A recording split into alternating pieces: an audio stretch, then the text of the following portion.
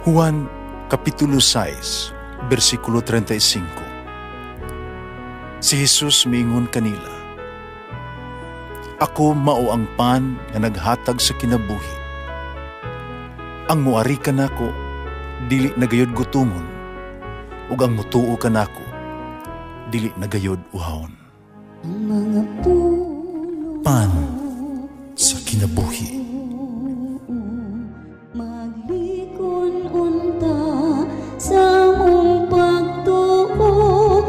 Gagakakabi sa pagtuman sa imong mahal nga kasuguan.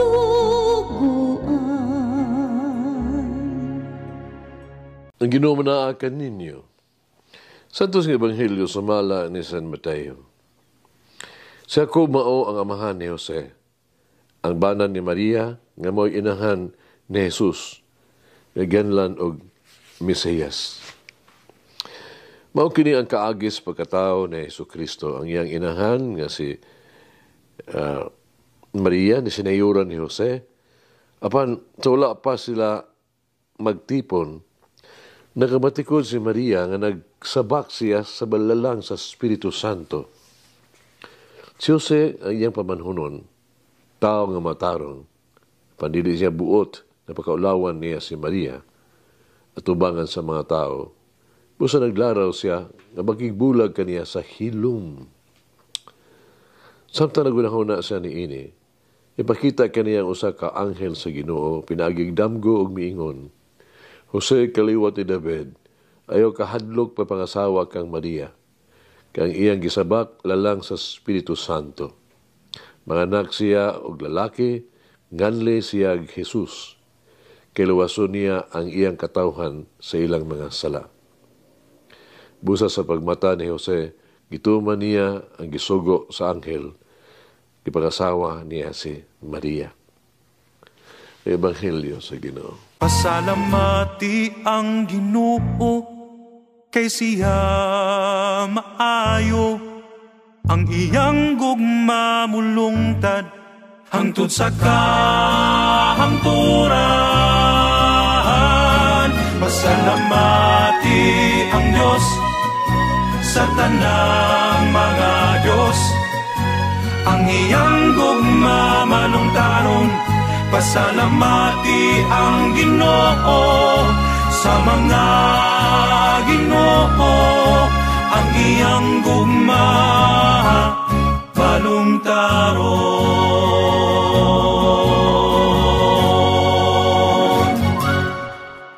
Karong adlaw ato gisaulog ang solemnidad, no, kabistahan ni San Jose, ang banan ni Maria, ug ang ama-ama, ang amahan ni Jesus.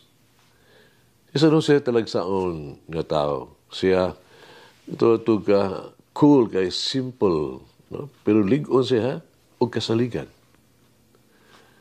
Kung nakaila ka, ug usa ka, babae, nangita siya ideal ng pamanhunon. Ina siya, ayaw pangandoy anang gitawag-tawag ka, malaki lang hitsuraan o sapian o unsa pa. Kinalihinuon niya, pinitaon niyang tao nga sama ni San Jose. Nga makaplagan niya mga hiya sa itin, nga mga samayong bana. Kung labing malipayon siya, kung makita niya ang ingon nga lalaki. Sa pagkabalo nga si Maria, no? Nagaplagan nga nagsabak. San Jose wala biya masuko. Wala siya maglagot. Kalma lang siya. Gani, masinatunon kaya siya. Wala niya ibutyag ang kahimtang ni Maria, haron siya pakaulawan sa katawhan. O gani, hukman sa kamatayon sumala sa balaod ni Moises. Apan San Jose, o sa katarong o disinte kayong tao, wala gayos pagkaulawi, may bisan kinsa nga gitawag na to si Maria. Busa siya na pagkahilom, wala siya may hukom, isip maayong tao. Pagkatalagsaon nga mga binuhatan, asa man nato makitaan ang ingon nga mga tao, karon usa-usa ka kalibutan nga puno sa mga pangis, tapulan, immature, childish, ug vulgar kayo nga mga lahi nga mga lalaki. San Jose dili lamang ang sulundon nga bana, siya usab sulundon nga amahan. Kita sigurado kita na si Jesus isip usan niya ka anak, nag-isip kaniya nga iyang matag model usa ka pinag-ingnan.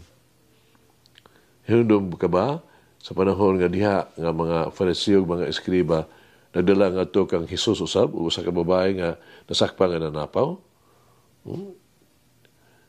Gitataw ni Jesus ang babae, uban sa, itawag to pagtahod, kaluoy. O kalumo sa pasamang paaging gibuhat, sa iyang amahan ni San Jose, diha, naisakpan, naibawaan na si Maria nga nagsabak. Ang pagsamag yun siyang amahan, muna gitawag nila ito, like father, like son. Hinaot nga, ang mga lalaki, sundo nato siya San Jose sa iyang mga pamaagi. Hinaot nga, kadtong nangita ang mga maayong mga bana, mag-ampok ka San Jose, o mangayo sa iyang tabang, sa papagitag takos ng mga lalaki, nga mahigugma, umutakod, o matiman kanila. Isa mag-ampok kita, no? Of course, pinginta siya San Jose, iampo mo kami. Punipunaw sa Koresma, mga igsoon, mag-ampo kita. May gumaon nga Diyos. Itugyan ko kanimo, kining umaabot nga panahon sa Koresma. Mangyoon ko ikaw, ipakita ka na ako kung unsa ang kinahanglan na akong talikdan. O kung unsa ang kinahanglan na akong ipunting. Idanag sa imong mahigmaong kahayag sa gigit-git sa bahin sa kuang kasing-kasing. Ug magdala og bag-ong kinabuhi, bag-ong paglaom, bag-ong mga posibilidad. Tabangi ako sa paglakaw nga mas duol uban ni Jesus. Umibalaan ko, naghigugma ko pag-ayo, ug pagpaambit sa iyang gugma sa uban. Amen. Mama Mary, sustain my faith when I face the impossible. Malangin ang Diyos magagahom sa tanan, Amahan, Anak, Espiritu Santo. Amen. May the Lord of the divine mercy bless us all, heal us from all diseases and suffering. Ayun unta niya kita, tanang mga sakit na sa lawas, o sa kalag, body and soul. In the name of the Father, the Son, and of the Holy Spirit. Jesus, I trust in you. Amen. Whoever eats the bread of life will never hunger, says the Lord. Kay galaan inyong nabati ang pagpaambit ug hamubong pamalandong sa pulong sa Dios pinaagi sa tulumanon. Pan sa kinabuhi nga gidumala ni Monsignor Daddy Silva. Hangtod na usab sa sunod higayon, daghang salamat. The bread of life.